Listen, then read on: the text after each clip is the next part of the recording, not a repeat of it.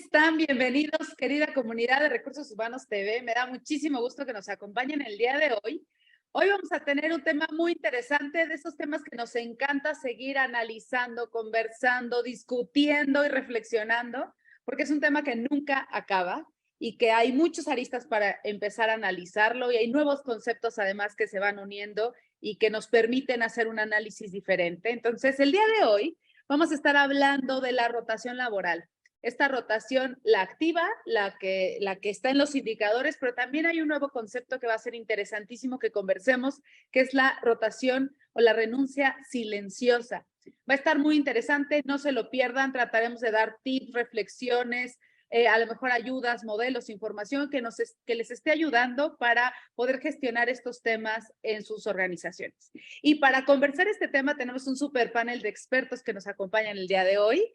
Voy a ir presentándoselas uno por uno. Primero, les voy a presentar a Liz Escalante. Liz es de casa ya de Recursos Humanos TV. Seguramente la conocen porque nos acompaña constantemente con su información y con los tips sobre nueva información de la comunidad de Recursos Humanos. Pero además de lo que ustedes saben dentro de Recursos Humanos TV, también es escritora y es experta en capital humano y además es científica de la conducta, además de muchas otras cosas que no podríamos enumerar aquí. Bienvenida, Liz. Ahora desde el lado de panel de experto, muchísimas gracias por acompañarnos.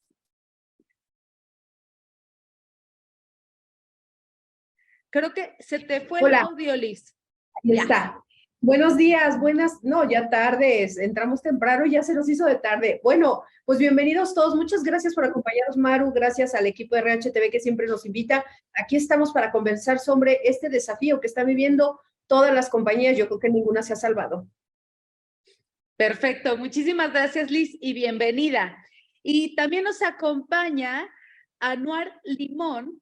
Anuar Limón es responsable de Capabilities y New Ways of Working Head en Novartis. Ya nos había acompañado en algún momento en Frente a Frente. Si no lo han visto, metan YouTube a entrarlo porque tuvimos una conversación muy interesante y nos regala un poquito más de su tiempo para conversar de este tema de rotación. Bienvenido, Anuar Limón, a este espacio.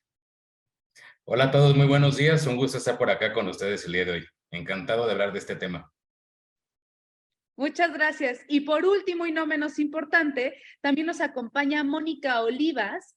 Mónica es gerente divisional de desarrollo organizacional del grupo Coppel y también nos va a poder dar muchas aportaciones y visiones desde el punto de vista de la rotación. Muchísimas gracias, Mónica Olivas, por acompañarnos el día de hoy.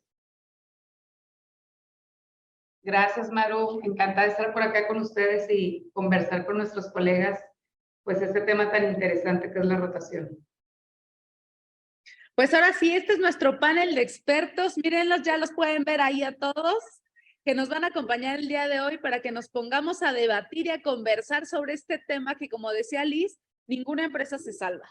Y estábamos hablando antes de empezar a cámara, antes de que nos estuvieran viendo en vivo, que a veces la rotación hasta damos las gracias, ¿no? Hasta decimos, hay cierta rotación que le pone esta innovación, esta frescura a una organización, pero es encontrar ese punto de salud se vuelve muy retador, se vuelve muy complejo y es muy común que además se nos empiece a salir de las manos en una organización, lo cual desestabiliza la economía y la productividad de cualquier organización. Entonces, para empezar con este tema, hay muchos artículos y hay mucha información sobre cómo prevenir la rotación. Tenemos información local de nuestro estado, de la región, también tenemos del país, porque además las circunstancias entre cada país son absolutamente diferentes y todos los artículos en general llegan más o menos, si están de acuerdo, y ahorita va a ser la pregunta para ustedes, llegan más o menos los mismos temas, que la rotación se puede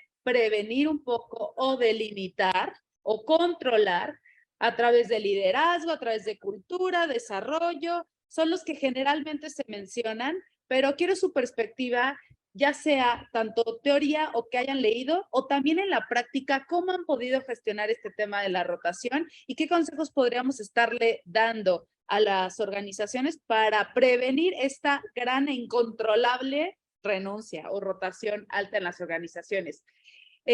Si les parece, les voy dando la palabra y así cada uno puede emitir su opinión. ¿Están de acuerdo? Claro. Vale. Empezamos contigo, Liz, ¿te parece? Muy bien, muchas gracias, Maru. Bueno, yo llevo controlando y ayudando a controlar la rotación pues alrededor de unos 20 años, yo calculo. Y lo digo con cariño para los millennials, pero amigos, ustedes cuando llegaron a formar parte de las filas laborales fue donde empezamos a tener como el tema más importante, más desafiante. Ahora con los centennials, que de hecho hay un efecto Z ya en las organizaciones, esto también se ha transformado, se está incrementando. ¿Qué es la rotación? Pues básicamente es la salida voluntaria o la desvinculación de alguien dentro de una empresa. Y les discutíamos al inicio, bueno, hay rotación buena y mala. Yo creo que toda la rotación te está diciendo algo, es una señal de algo que está sucediendo dentro de tu organización. Entonces, la rotación tiene principalmente, yo creo que el desafío, que el costo que implica controlarla en puestos operativos y ahora ya en puestos administrativos y ejecutivos es lo más complicado. Es decir, la mayoría de las empresas, por lo menos en México, no tienen conciencia de cuál es el costo real de la rotación. Y hablo de tres aspectos principales: el gasto directo digamos, al proceso de selección, el costo que tiene, la implicación que tiene en el negocio y también los gastos indirectos o de oportunidad, como por ejemplo la pérdida de clientes, por ejemplo, si nosotros tenemos a lo mejor gente nuevo ingreso en el tema de las mermas, la falta de entrenamiento, etcétera, etcétera. Pero la rotación en realidad pues es un factor financiero muy importante que la mayoría de las empresas no tiene calculado como el impacto. Yo creo que sería uno de los elementos más importantes, Maru, que a considerarse, y ahora que está el tema de la renuncia silenciosa, yo creo que hay otro nuevo cálculo sobre lo que sucede cuando la gente está, pero ya no está presente dentro de las organizaciones. Yo creo que serían del elemento que puedo sumar más importantes, el tema financiero. Sí, el tema financiero, tienes toda la razón. Y sí hay algunos artículos que hablan de cómo poder costear esta rotación. Sin embargo, no todas las organizaciones, como dices, lo monitorean. Tienden a monitorear la cantidad de gente. Eso sí, generalmente es un indicador muy común. Pero ¿cuánto me cuesta este porcentaje de renuncias en puestos operativos o administrativos? Son muy pocas las organizaciones que tienen ese monitoreo financiero y tienes toda la razón. De hecho, perdón, Maru, adelante. Perdóname que te interrumpí, pero quería tomar el punto que estabas hablando al principio, que es en la entrada de los millennials, y como tú bien lo dices con muchísimo cariño, porque luego hay un prejuicio terrible con los millennials, con muchísimo cariño, sí hubo un cambio en la rotación y en la dinámica organizacional en el momento en que entró esta generación, y seguramente con los centennials habrá otro cambio como cualquier generación que va entrando en la vida laboral. Pero ¿tú cuál crees que son hoy los principales elementos de esta rotación acelerada en este esquema post-pandemia, que además también nos cambió muchísimo la dinámica de la rotación? Con este ingrediente generacional y este ingrediente post-pandemia, ¿tú cuáles crees que sean los principales elementos que hoy nos hacen grandes renuncias no controladas? Pues mira, hay un valle en 2020 y 2021 del tema de rotación, es decir, baja la rotación porque además disminuyó la cantidad de oferta de trabajo que existía, ¿no? Y la gente empezó a quedarse. Uno de los elementos generacionales es que el hecho de que haberlos mandado a casa, es decir, que la gente se va al teletrabajo formalmente en México, que no existía hasta el 15 de diciembre de 2020, la gente empieza a tener un estilo de vida como el que esperaba tener, ¿no? Que hay gente que al final hay de todo, ¿no? Pero muchas personas nunca habían vivido el teletrabajo, por ejemplo. Entonces, ahí se genera, pues claro, una idea muy clara de que hay la posibilidad de mantenerse trabajando, siendo productivos, incrementando, dando resultados y mantener una relación cercana con casa. Entonces, el hecho de que muchas empresas regresan nuevamente a la presencialidad y en algunos casos que yo he visto clientes, no lo digo desde lo que he leído, sino desde lo que yo he visto con mis propios clientes, muchos de ellos están decidiendo regresarlos a la presencialidad sin alternativas ni híbridas ni de teletrabajo, lo que significó que muchas personas decidieron entonces buscar otras alternativas. De hecho, no sé si han visto, pero LinkedIn, el mismo CC, muchas páginas, muchas bolsas de trabajo ya te están publicando si el sistema es híbrido, si el sistema es presencial, si el sistema es teletrabajo. Antes eso no existía y perdón, lo digo como es, o sea, antes eso ni se imaginaba, ¿no? La mayoría de la gente decía, bueno, es presencial y punto, se acabó. De hecho, ni preguntaban si había el esquema de teletrabajo híbrido, bueno, qué maravilla. Entonces, digamos, es renunciar, y así como tal, renunciar a esto que la gente empezó a vivir en la pandemia, ya no es tan fácil. De ahí que se generó por primera vez el concepto de la renuncia silenciosa en Estados Unidos, porque muchas compañías empezaron a perder este famoso cantidad de talento, porque muchos de ellos ya decidieron no moverse y parecía que el fenómeno no iba a llegar a Latinoamérica. Y yo le decía, yo escribo en El Economista ya hace algún tiempo, yo le decía a mi editor, no, es que si va a llegar a México. Me dijo, no, claro que no, porque nosotros no tenemos pues el seguro de desempleo, etcétera. Yo decía, no, es que yo creo que no tiene que ver con eso, tiene que ver más bien como que entendimos que hay nuevas alternativas de trabajo, ¿no? Y está pasando en México. Entonces yo creo que un tema de tanto el costo financiero como el elemento generacional y ahora haber probado las mieles del teletrabajo o la parte híbrida nos está dejando pues un poco en un desafío a los patrones, a las empresas, de qué es lo más sano que debo hacer o cómo debo combinar esta parte para no perder talento. Y hablo de talento de todos los niveles, ya no está impactando solo la parte operativa. Muchísimas gracias, Liz. Mónica, ¿qué opinas de toda esta conversación que estamos dando del contexto de la rotación? Mira, yo creo que me encantó las reflexiones que nos compartió Liz. De verdad que no puedo estar más de acuerdo con lo que nos dice. Creo también que además de sumarle la parte financiera, en nuestra organización somos más de 130,000 colaboradores. Somos una organización muy grande. Me ha tocado a mí estar velando porque se mejore ese indicador de la rotación. Tengo 16 años a cargo de esto y buscando cómo cada vez hacemos mejor las cosas, pero sobre todo cómo dar las mejores condiciones laborales a nuestros colaboradores, un ambiente organizacional sano, donde realmente existen líderes que los promueven, que los desarrollan. Creo que la parte de ambiente laboral es algo que siempre hay que estar trabajando muy fuerte, muy a profundidad, y sobre todo en la rotación no podemos generalizar.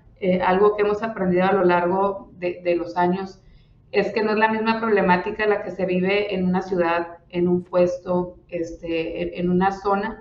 Te das cuenta que los problemas son muy distintos y tienes que hacer medidas muy a la medida del problema que está en cada centro de trabajo. A nosotros nos ha funcionado mucho hacer como ese doble clic y hacer el zoom de qué problemática específicamente está pasando en qué área. Entonces nosotros cuando empezamos a tener datos, que ahí es donde quiero llegar, que no podemos tomar decisiones correctas en el tema de la rotación si no tenemos una analítica de datos correcta. ¿Cuáles son las causas de rotación? Tenemos entrevistas de salida. ¿Qué nos dicen en esas entrevistas de salida nuestros colaboradores? Realmente nosotros cuando empezamos a analizar y a desmenuzar todos estos datos es cuando nosotros podemos hacer estrategias, pues como ahorita los mencionaba, como muy ad hoc a cada centro, cada puesto de trabajo. Yo les puedo decir que la rotación que existe en la operación es súper distinta a los puestos de staff, nada que ver.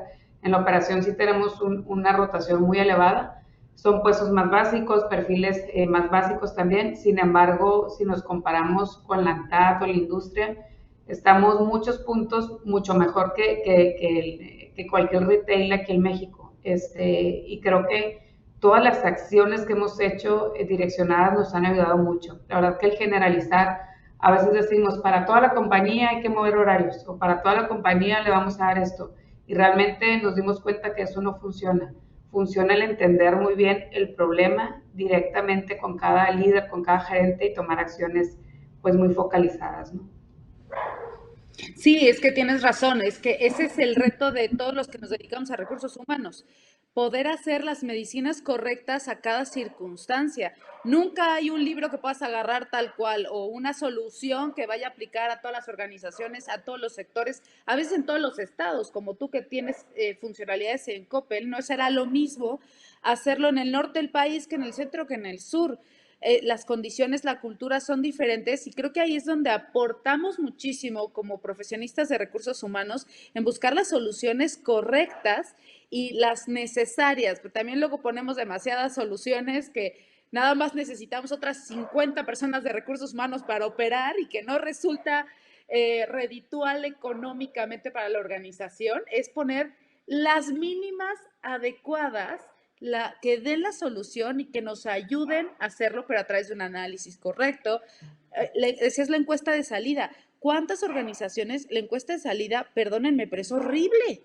Horrible. 2, 3 preguntitas, que si me acuerdo le pregunto a la persona y si no me acuerdo ya se me olvidó, ya se fue y nunca le pregunté, y no hay información bien documentada, cuantitativa y cualitativa que nos permita tener esta sabiduría que nos da información para poner esos planes de acción. Y o no la tienen o no hacen encuesta de salida o está mal hecha, y si la tienen, pues no la documentan para hacerlo indicador que dé información. Hay tan valiosa información ahí que dejamos ir. Así es, Maru. Y digo, ahorita que dijiste la encuesta de salida, Maru, me vino a la mente un ejercicio que hicimos. Normalmente nosotros en nuestros indicadores de rotación consideramos lo que el jefe o el líder nos pone del por qué se fue la persona. Entonces ahorita nosotros ya tenemos un par de años haciendo como un espejo donde decimos, bueno, ahora que nos diga el colaborador la causa de salida, el por qué se va. Entonces está bien interesante ese dato porque empieza a cruzar, a lo mejor a veces un líder no te va a decir, se fue por mi liderazgo. Entonces cuando empezamos a cruzar ese dato de qué dice el colaborador con las causas de salida que dicen los líderes, empiezas a abrir otro mundo muy, muy diferente al indicador que nosotros hace un par de años considerábamos, ¿no? Entonces, esta parte de la entrevista de salida para nosotros es tan relevante en ocasiones cuando hay personas que abandonan el trabajo, nos damos a la tarea de llamarle, buscarlo, incluso hacemos algún tipo de visita domiciliaria para conocer el por qué se fue. Y la causa principal que nos dicen es porque su jefe no platicaba con él o con ella. Entonces ahí a veces pensamos que es un tema de horarios, que es un tema de sueldo, que es un tema distinto. Sin embargo, nos damos cuenta que la principal causa a la que nos estamos enfrentando es el trato que tiene el líder con el colaborador. Entonces, y a veces como que lo minimizamos y creo que es bien interesante pues abrir muy bien esas causas de salida y sobre todo la entrevista de salida hacerla súper bien para que te puedas enterar del por qué se van las personas, ¿no? No, y aquí acabas de conectar con el tema que hablábamos con Liz de las generaciones, porque claro, ahí estamos en un brinco todavía generacional, que ya lo vamos pasando, pero todavía estamos ahí, donde el líder aprendió a ser líder con otra generación, y cuando llegan las nuevas generaciones dicen, no, es que ese no es el jefe que yo quiero otra cosa, ¿no? Y nuestros jefes eran buenos jefes en un contexto diferente, y ahorita pues no son tan buenos, y las nuevas generaciones buscan otra cosa. Y entonces aquí es donde no empata y tenemos estas diferencias que le llamamos generacionales en la cultura y hay que estar haciendo este juego, pero esto, que vayan hasta visitas domiciliarias, Mónica, me parece súper valioso, porque justo da esta información y entonces ya puedes llegar con el líder y decir, ¿cómo te ayudo? Mira, te cuento que las nuevas generaciones buscan esta realidad diferente y necesitan que les preguntes cómo se llama su perro y a dónde se fueron de vacaciones y cómo se llama su hermano.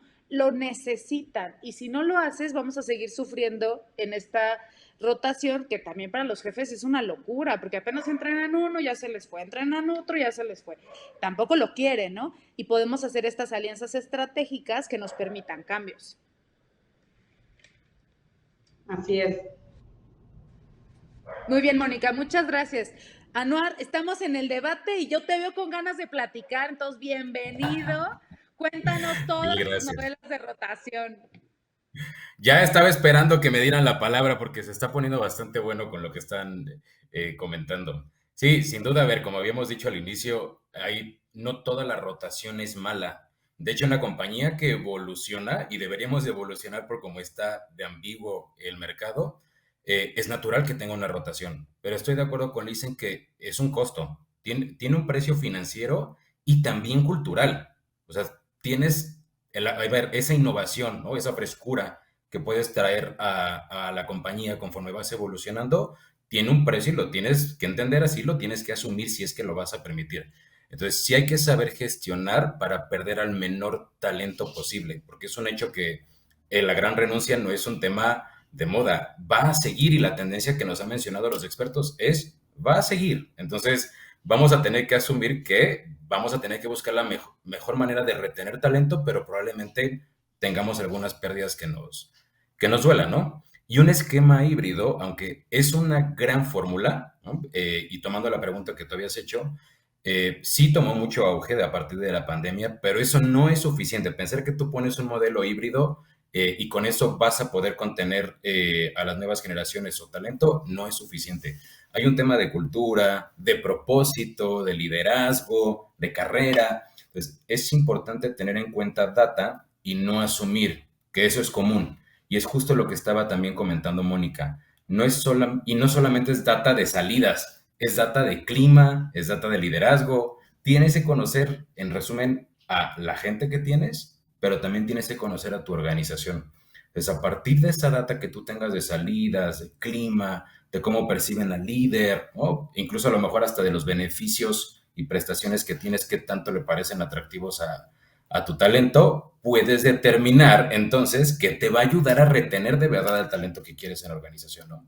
Entonces, por ahí sí hay estudios locales y globales que te dicen incluso que uno de los principales factores de retención es el desarrollo. Estamos hablando de un tema de conversaciones de carrera y experiencia de la colaboración. Incluso una persona se puede enganchar hasta 7 veces más, recuerdo algo así, eh, cuando tiene una experiencia bonita y simbólica con sus compañeros y su líder. Te está hablando también de experiencias, te está hablando de conexión, por lo cual también es muy importante el esquema híbrido porque te da este matiz de vivir y flexibilizarte de acuerdo a lo que necesitas como persona, pero también que crees estos lazos y esas experiencias bonitas con un equipo, lo veas virtual o lo veas presencial. Entonces, creo que el tema es ese, tenemos que tomar en cuenta primero conocer a la organización y determinar a partir de ahí cuáles son esas cosas que te van a ayudar a retener de verdad a la gente, incluyendo lo que acabas de decir también tú, Maru, que es el tema del liderazgo, ¿no? El tipo de líder que nos enseñaron a ser. By the way, yo soy, por cierto, millennial, ¿no? Soy un líder millennial y le agradezco mucho a esta generación que también ayudó mucho. Yo era mucho más tradicional porque me enseñaron a ser más tradicional. Entonces, la realidad es que ahora que estamos viendo que la gente necesita líderes servant, ¿no? Líderes genuinos, vulnerables, con propósito, que inspiramos, se oye bien bonito, ¿no? Entonces, sé genuino. Ah, sí, sí, no hay que ser genuino, está bien padre. Sí, pero nunca me enseñaron a ser genuino. De hecho, me enseñaron a llevar un código de vestimenta, a hacer todo menos yo en una entrevista, ¿no? Me enseñaron a contenerme, me enseñaron a separar lo personal de lo laboral. Entonces, el journey que tenemos que vivir como líderes para ser los líderes que están buscando estas nuevas generaciones, incluyendo la mía, o sea, lleva su tiempo. No es tan fácil llegar a ser ese líder genuino, vulnerable, inspirador. Tienes su tiempito también para romperte y salirte de ese esquema que te habían enseñado de hace mucho tiempo, ¿no? No, y estoy de acuerdo contigo, pero para hacer ese aprendizaje, lo primero que necesitamos es escuchar qué se necesita, que volvemos al tema de una encuesta de cultura, una encuesta de salida, todo este tema de indicadores que nos da información para saber qué acciones ponemos. Ayer estaba con un director general de una empresa de electrónica y me decía, qué desesperación es hablar con recursos humanos porque nunca traen datos. Siempre es un yo creo, es que yo he escuchado que la gente necesita, es que van 2 personas que me comentan. Si eso no son datos, eso no es algo que me ayude a tomar una decisión de cuánto dinero necesito invertir, porque cada proyecto de recursos humanos es mucho dinero, pero luego no quieren darme datos de por qué tengo que hacer esto, ¿no? Y creo que tenemos que llegar con una escucha muy valiosa, muy aguda de escuchar a la organización y las nuevas generaciones y presentarla con datos muy inteligentes para poder hacer cambios en las organizaciones de una forma muy aguda, muy precisa, ¿no? ¿Alguien que quiera comentar algo más sin que le dé la palabra? Adelante. Oye, Maru, ahorita dijiste algo súper interesante, ¿no? En estos años que tengo en esta historia de que llevo en recursos humanos, ha ido cambiando mucho el speech y cómo hemos venido involucrando a los líderes. Justo esto que decías se me vino por solamente esto que decías de que los líderes dicen, bueno, ¿por qué recursos humanos llega sin datos? Creo que esto ya lo estamos dando la vuelta a los temas donde ya tenemos más datos, ya La verdad que la digitalización, los sistemas, los HCMs de recursos humanos están increíbles, nos dan demasiado dato ya. Y lo que sí veo que ha cambiado es que recursos humanos no es el responsable de las personas solamente. La verdad que aquí cuando involucramos las decisiones a los líderes en decir, bueno, recursos humanos te dota de herramientas, te ayuda a entender, a analizar los temas, pero al final una parte fundamental para, en este caso, disminuir la rotación, eres tú como líder del área, es tu indicador, es tu equipo, forma parte, sí, de la empresa, pero la verdad que la gestión que hace el líder, el involucramiento en la toma de decisiones, pues mucho tiene que ver en cómo el líder hace todos los procesos de recursos humanos. La verdad que antes el diálogo estaba más de que recursos humanos no hace. Aquí el tema es saber involucrar a los líderes y que todas las cosas que pasan alrededor del talento tienen que ver definitivamente con las personas que lo tienen a cargo, ¿no? Porque no sé si a ustedes les pasaba o les pasa que a veces es como que recursos humanos es el responsable de esto, pero no, nos damos cuenta cada vez que estamos mucho más maduros en el diálogo con los líderes, donde los líderes se empoderan y dicen, bueno, dame el indicador y vamos viendo cómo puedo mejorarlo, ¿no? Incluso nosotros tenemos como un indicador transversal la rotación, que le impacta a todos los líderes, el clima organizacional igual, porque eso es algo bien importante. Si no lo haces así, no, empiezan nada más a tomar en cuenta los indicadores financieros u otros indicadores que son de negocio, pero todo lo que está detrás, que son las personas, no lo tenían como un indicador transversal. Y cuando empiezas a trabajar esto, todo lo demás te empieza a mejorar, ¿no? Tienes toda la razón y creo que hemos avanzado mucho en eso de dar indicadores. Creo que no todas las organizaciones tienen, como bien lo dijiste, esta conversación madura entre recursos humanos y los líderes. Esta alianza de negocio donde en conjunto lograremos los resultados, pero no echarnos la bolita, ¿no? Pues es tu culpa porque eres mal jefe, no, es culpa de RH porque no está cambiando la cultura. O sea, es esta batalla que no nos va a llevar a ningún lado y tendremos que buscar esta alianza estratégica que es de las dos partes. Y qué padre que nos cuentes que en Coppel esta madurez de conversación va en un buen puerto, ¿no? En un buen rumbo, pero a mí como externa que en consultoría me toca ver todavía muchas empresas que digo, qué atrasados están todavía en esta conversación y en esta comprensión de que esto es una alianza, que no es culpa de nadie, que no es responsable RH ni es responsable de los líderes, que en conjunto necesitamos hacer alianzas con los programas correctos, con los indicadores correctos, pero también con la aplicación correcta donde todos nos sumamos para crear una realidad diferente y que estamos del mismo lado de la cancha.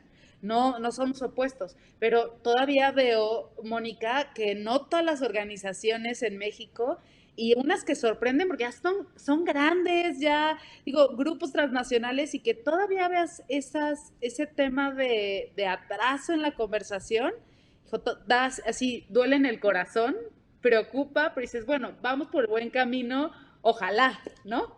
Vamos avanzando. Perdón, Liz, ibas a decir algo hace rato, levantaste la mano y no te di la palabra, adelante. Yo nada más un elemento como en el tema de datos que decía Mónica muy bien en la parte de segmentar. Yo creo que un elemento muy importante, muchachos, sobre todo en RH, es tenemos que tener bien claras las causas de rotación. De ahí definir un glosario para que todos entendamos exactamente lo mismo y evitemos la famosa, ¿cómo le dicen? Abandono de trabajo como un elemento medible. No es un elemento. Eso no mide nada. Eso es lo único que te está diciendo, es algo está pasando en tu organización. El dato importante es saber exactamente qué sucede y como bien dice Mónica, lo tienes que investigar, ya sea con la persona que ya dejó tu organización o de verdad se puede conseguir mucha información de la gente que ha trabajado con ella, aunque sea una semana, saben por qué se fue. Y además también llamar a los contactos que te dejaron. Sí puedes tener datos muy importantes que creo que te pueden ayudar a entender los elementos, principalmente la parte operativa de cuál es la razón real por la que la persona abandonó. Y eso te puede ayudar a crear una estrategia, básicamente para sumar, Mar. Muchas gracias. Anuar, ¿habías levantado la mano? ¿Algo que quieras aportar? Sí, creo que, a ver, justamente lo que estamos comentando ahorita, lo que dijo Mónica, creo que es muy importante tenerlo en cuenta. Y creo que la recomendación que pudiéramos compartir con los colegas es, conforme más cerca estás del negocio, de la operación, ¿no? te vas dando cuenta del gap o sea, la deficiencia que tienes tú como recursos humanos al hablar y narrar a través de datos. Pues cuando tú ves, no está bien que estés en una mesa y de repente traigan datos de un consumidor, ¿no? Y te digan, pues tienes que traerme, no me traigas la voz de un consumidor, tráeme la voz de la población de consumidores que tengo. En el caso de nosotros de Novartis, no voy a tomar el assumption de que me topé con un médico cuando no estoy escuchando y viendo la data de otros 300 médicos, o no estamos entendiendo la necesidad de la población completa de pacientes que hay por ahí. Es lo mismo, no podemos asumir a partir de que tuvimos una sola conversación con un equipo o con un empleado. Quizás te detona el investigar más, pero en realidad cuando ya estás cerca de ellos, te das cuenta de hasta qué nivel tienes que llegar también tú. Y eso es muy importante que estemos conscientes cuando vamos a pararnos a una mesa como partners de recursos humanos, porque se supone que lo que aspiramos es a ser verdaderos socios de los líderes y del negocio, ¿no? Sí, completamente de acuerdo, Anuar. Oigan, nos están viendo en vivo, ya estamos recibiendo comentarios de la audiencia de nuestra comunidad de recursos humanos. Muchas gracias a los que nos están observando en esta mañana. Pregunta Joan Manuel, ¿cómo calculas este indicador transversal de rotación? Sí, mira, qué buena pregunta, ¿no? La verdad que llegar a él fue muy difícil, nos llevó años llegar a calcular la meta. Nosotros tenemos una meta de grupo cada año, ¿no? O sea, buscamos siempre bajar 1 punto, 2 puntos o mantener la meta de rotación dependiendo de cómo veamos la tendencia futura y lo que pasó pues en el año pasado, ¿no? ¿Cómo la calculamos? Nosotros vemos la rotación de cada área. Tenemos un porcentaje de rotación de grupo, pero también empezamos a ver cuál es la rotación que existe cada área. Entonces, en un cálculo ahí que nos ayudaron a hacer el área analítica, llegamos a la conclusión de que cada dirección tendría que tener su propio número de rotación, pero que contribuyera en el impacto final, que es el número global de la compañía. Entonces, cada dirección tiene su número de rotación y lo que hacemos es ponerle esa meta al director y si el director llegó a la meta, pues obviamente contribuye en su bono, en la gestión de su desempeño y todo eso y la de su equipo. Y si no llega, pues también tiene un impacto significativo, ¿no? Así es como la calculamos a grosso modo, ¿no?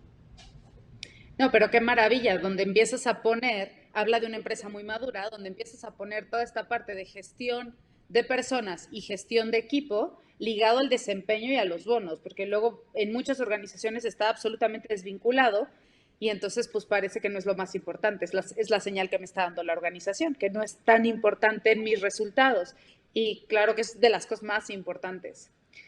También pregunta Liz, nada más aquí para generalizar, hay algo bien importante que no puedes generalizar una meta igual por cada una de las áreas, pero la meta global sí la puedes hacer. ¿Por qué no la puedes generalizar por lo que mencionábamos ahorita? Hay puestos que tienen una rotación increíblemente elevada, que porque el mercado está así, por las condiciones también del lugar, las zonas turísticas, las fronterizas, tienen diferentes condiciones y ahí es donde tú tienes que buscar cómo hacer esas metas que sí sean retadoras, pero también alcanzables para el equipo, porque si no luego caen en un tema de desmotivación, no le puedes poner la misma meta donde ya está muy controlada la rotación a un lugar donde tiene una rotación muy elevada. Entonces, pianito, les digo yo, paso a pasito en cada uno de los temas de rotación. No querramos bajar la rotación de la noche a la mañana porque no se puede.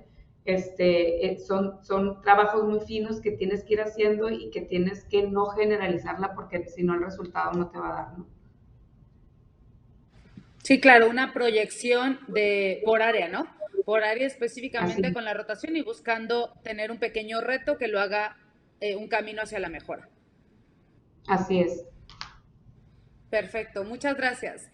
Y Liz, te pregunta José Armando, ¿qué estadísticas o fuentes recomiendan para demostrar a nuestros líderes que el teletrabajo está tomando fuerza en México? Porque como lo comenta Liz, pues lo ven como más orientado a Estados Unidos, como eso es para otros países, en Europa, en todos lados, pero en México no tanto. En México sí vamos a ir a seguir trabajando porque somos latinos y nos gusta abrazarnos y platicar en el café. ¿Tienes alguna estadística o fuente que le puedas recomendar para hacer esta batalla con sus líderes? Sin echarle flores, pero el Economista estuvo lanzando durante toda la pandemia información súper valiosa del incremento de la productividad que reportaban empresas. Está Manpower, obviamente también Adecco, está Mercer, Aon, ¿no? Son elementos que son claros y además son de las empresas más serias que han recogido información estadística de los propios clientes que tienen. Lo que significa que, a ver, ojo, ¿una pyme puede tener un modelo de teletrabajo híbrido? Sí, sí, por supuesto que se puede. Es más, yo te diría que hay pymes que se quedaron en este esquema por tema de costos, ¿no? Por tema de gasto financiero. Una mediana, una empresa mexicana grande, una transnacional lo puede tener, por supuesto. De hecho, México está considerado como los países más importantes para las personas que migran a nivel de, no me acuerdo cómo le llaman, se me fue en este momento el nombre, pero son pues nómadas que están buscando alternativas de moverse a modelos de teletrabajo. Todas las compañías tienen alternativa de poder meter modelos híbridos, sí, también teletrabajo, todo dependerá mucho pues de la infraestructura, de a qué se dedica, por ejemplo, la gente operativa difícilmente, pero hay empresas que han logrado equilibrar la parte económica de sus negocios y lo han visto como un beneficio el hecho de que las personas se queden en modelos híbridos o de teletrabajo por el tema de gasto directo a infraestructura y a servicios.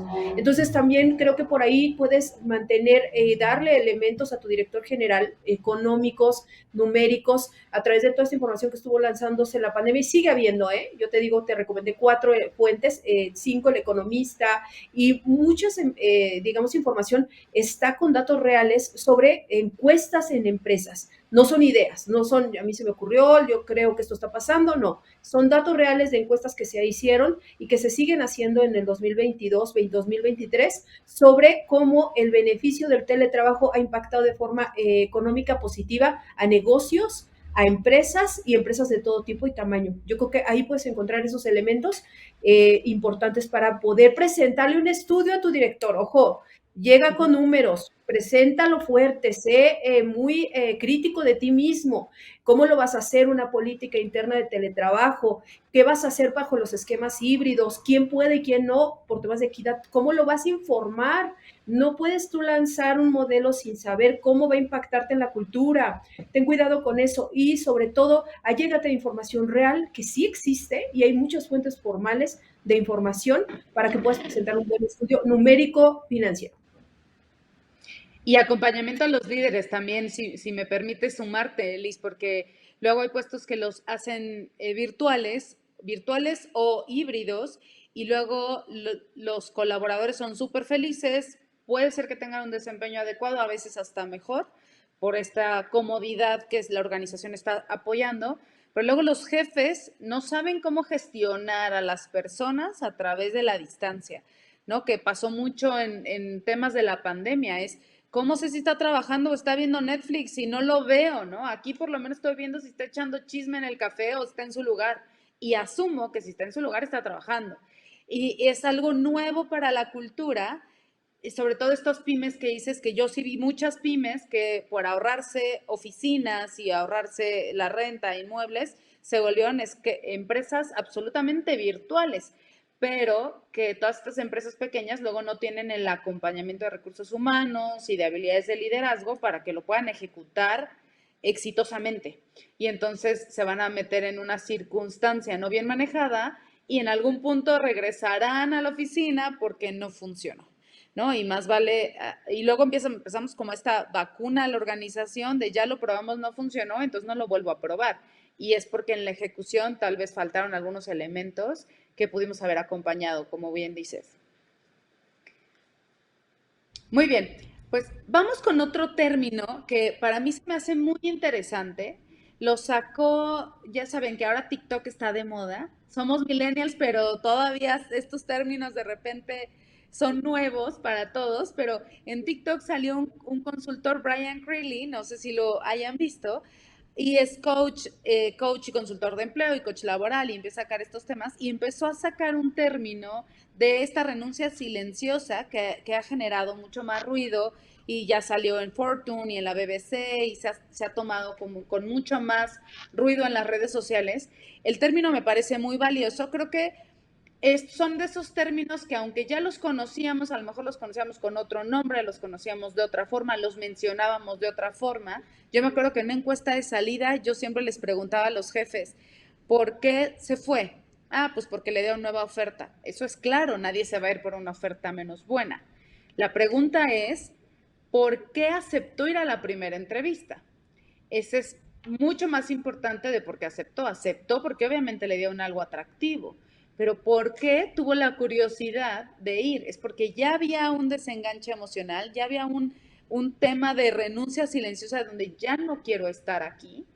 Y entonces empiezo activamente a buscar o hacer lo mínimo indispensable para que no me corra, ¿no?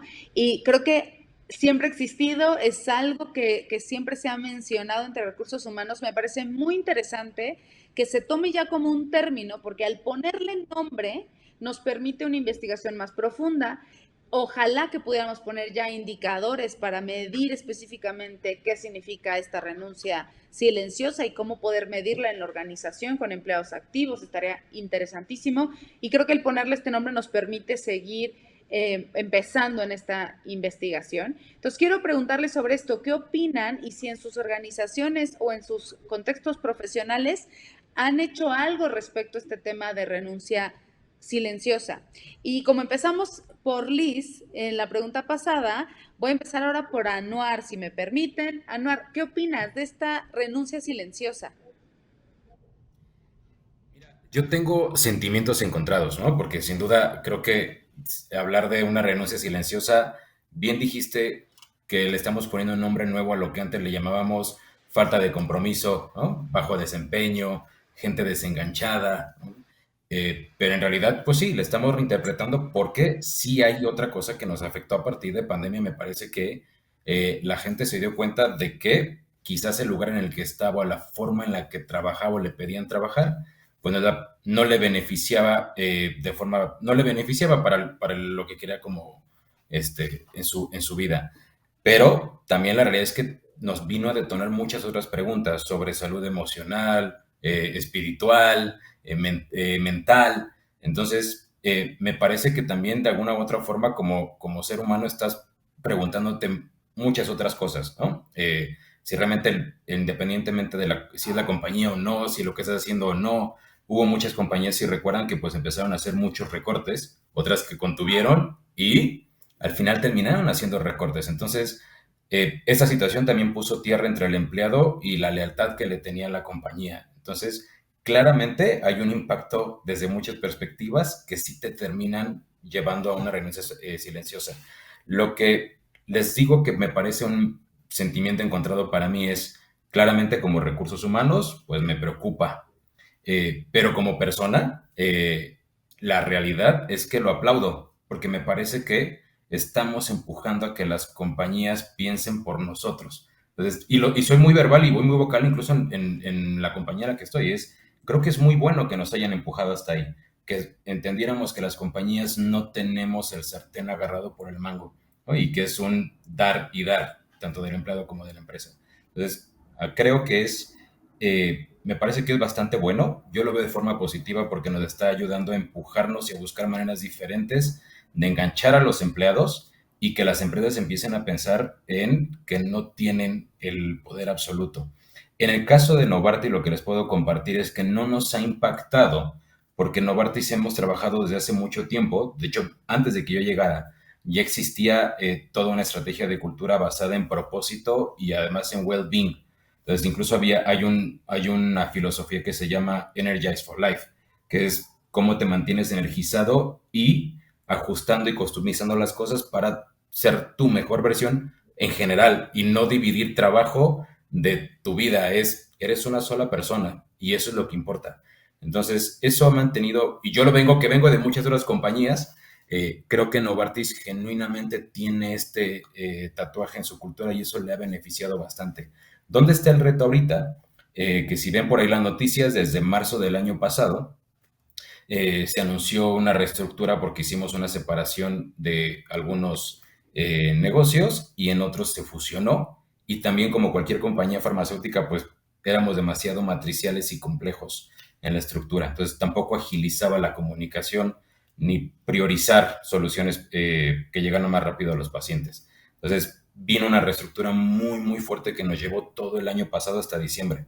O puestos que se crearon, pero también puestos que perdimos, ¿no? Entonces, lo curioso es que ayer les cuento que hubo un foro de liderazgo, estuvimos ahí todos los líderes de la división de negocio, y hubo una persona que dijo, estábamos hablando de atributos del líder, y dijo, pues es que, pues sí, es importante que inspiremos, pero en realidad la gente que se quedó aquí se supone que está inspirada porque se quedó, ¿no? O se quiso quedar. Digo, sí, pero también piensa que hubo muchas personas que con esta reestructura perdieron su plan de carrera, ¿no? Tomaron una posición porque les importa la compañía, pero no era la posición que ellos querían o ellas querían elegir. Eh, y probablemente después, ahorita hubo un paso, pero seguramente van a pasar meses y se van a preguntar qué sigue después de esto, ¿no? ¿Cuánto me va a llevar llegar al siguiente nivel si antes había 6 y era muy claro cómo me iba desarrollando y ahora solo hay 3? Entonces, ¿hacia dónde tengo que moverme para consolidar los capabilities que me van a llevar al siguiente nivel?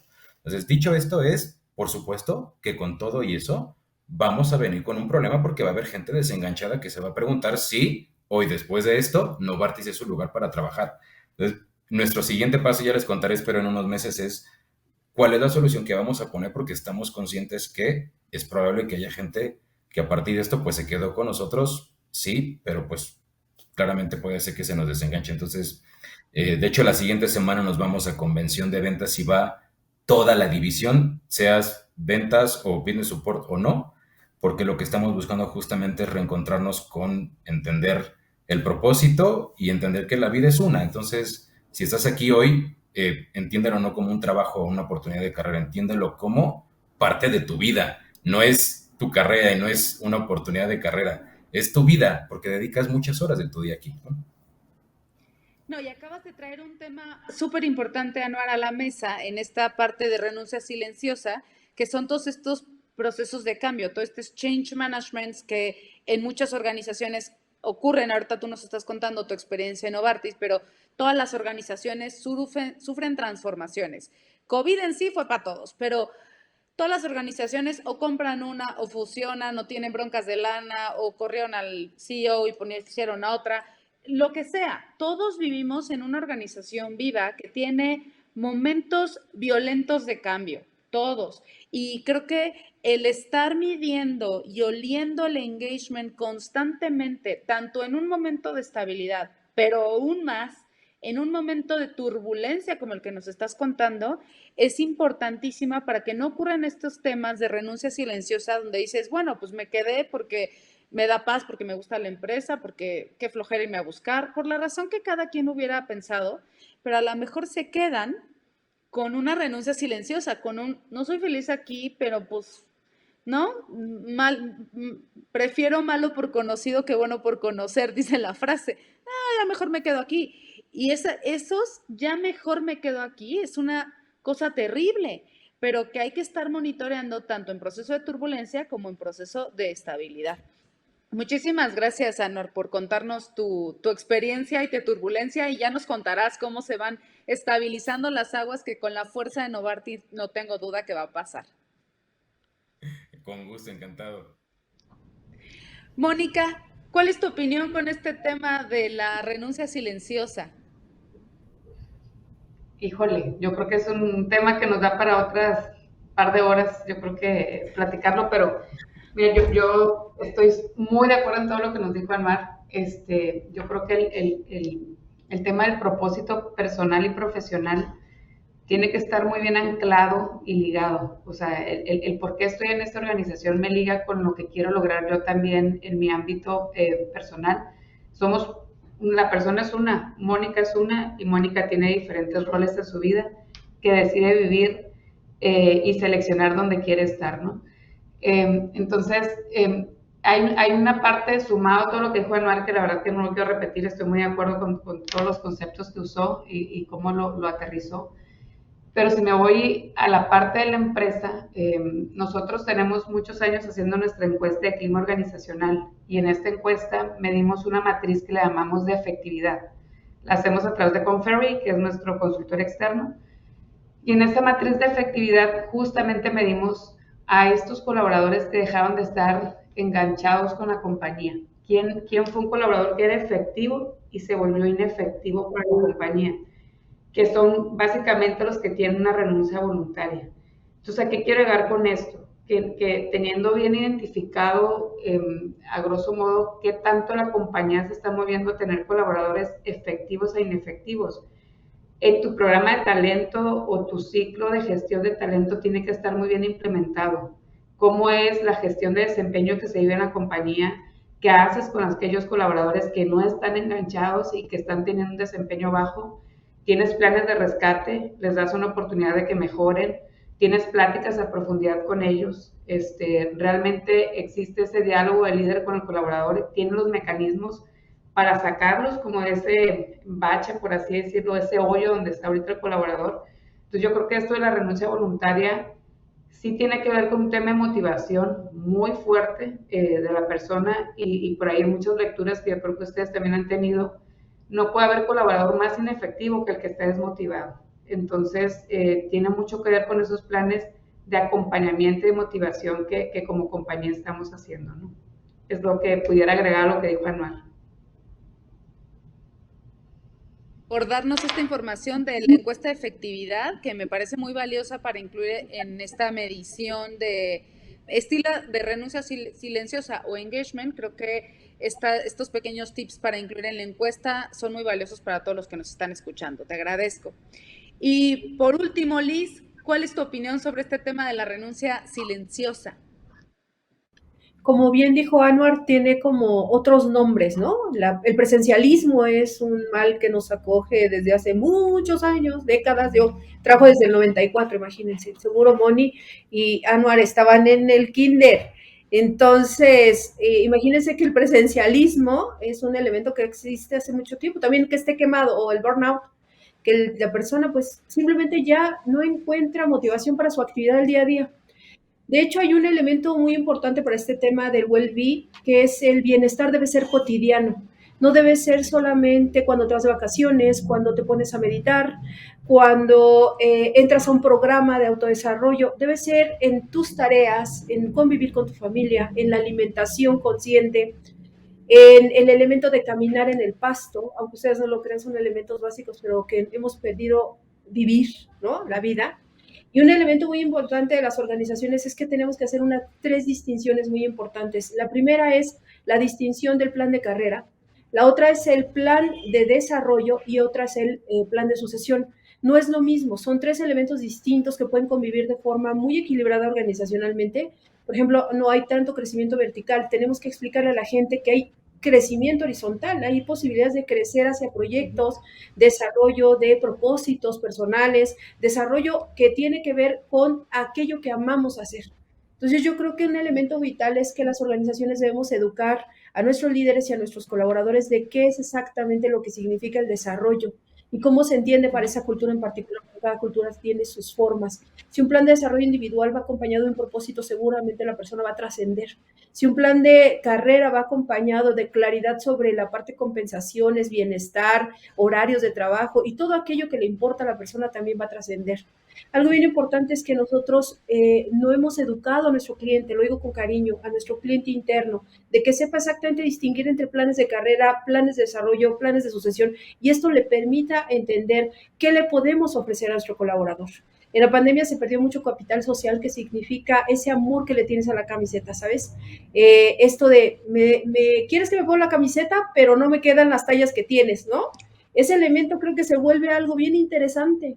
Entonces, algo bien importante, creo que las organizaciones tenemos que estar listas para tener estas menús a donde la gente tiene que allegarse de aquello que necesita. Nosotros no estamos trabajando con recursos humanos, estamos trabajando con personas. Esa es la gran diferencia y creo que es un momento trascendental para nosotros en recursos humanos poder entender esta gran diferencia. La persona busca trascender, lograr un propósito.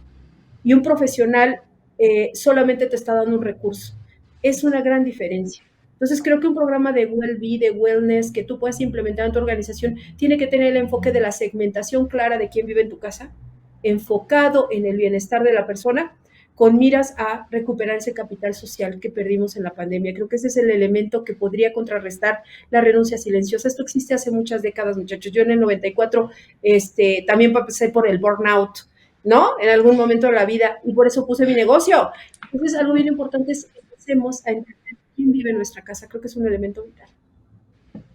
Muchísimas gracias, Liz. Muchísimas. Anuar, ¿quieres comentar algo? Adelante. Sí, porque el tema que estamos tocando es sumamente relevante y creo que vale la pena dejar una recomendación porque me pasó incluso el año pasado.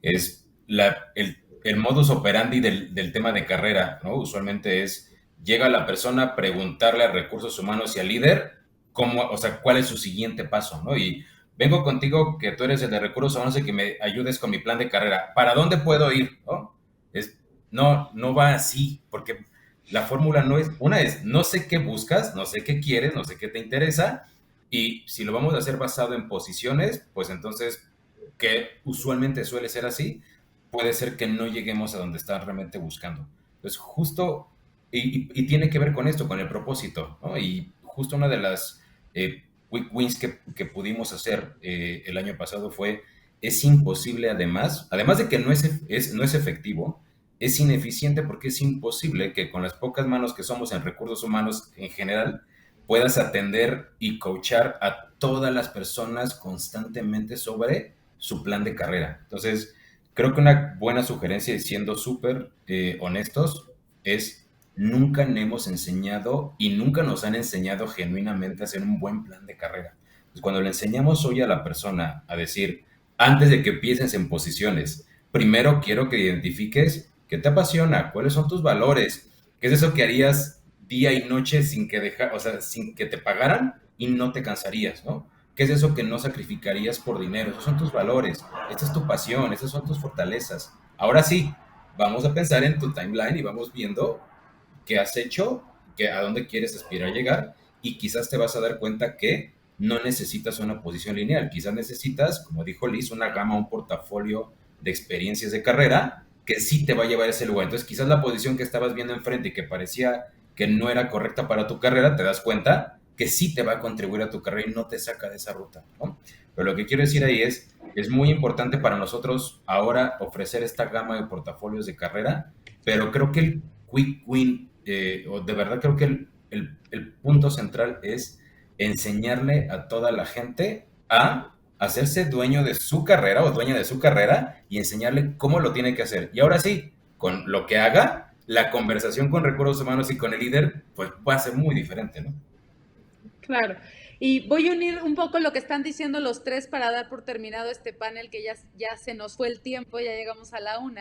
Es justo esto que están diciendo, Liz me estaba mencionando, recordemos que hablamos con personas, y qué increíble labor hemos elegido de nuestras vidas, que es acompañar la motivación y las pasiones de las personas, que me parece increíble. Decía Anuar, el estar acompañando las carreras de la gente, acompañarlos a que tomen decisiones y que tomen sus vidas en sus manos, porque por más acompañamiento que le podamos dar, hay una parte del volante que tiene que tomar cada persona y nosotros también podemos acompañar con procesos y con acompañamiento y con reglas claras para que puedan tomar el volante de la forma correcta.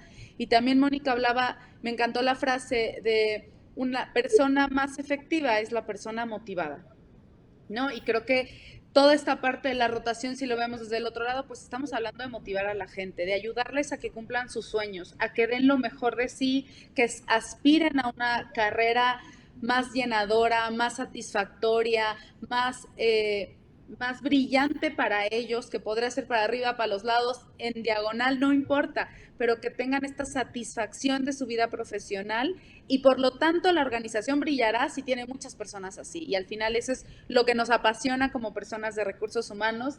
Les agradezco muchísimo el tiempo a cada uno de ustedes y a los que nos están observando el día de hoy en este panel de rotación laboral. Si quieren nada más dar un mensaje súper cortito cada uno para despedirnos de la audiencia, se los agradecería. Empezamos, Liz, ¿algún mensaje cortito?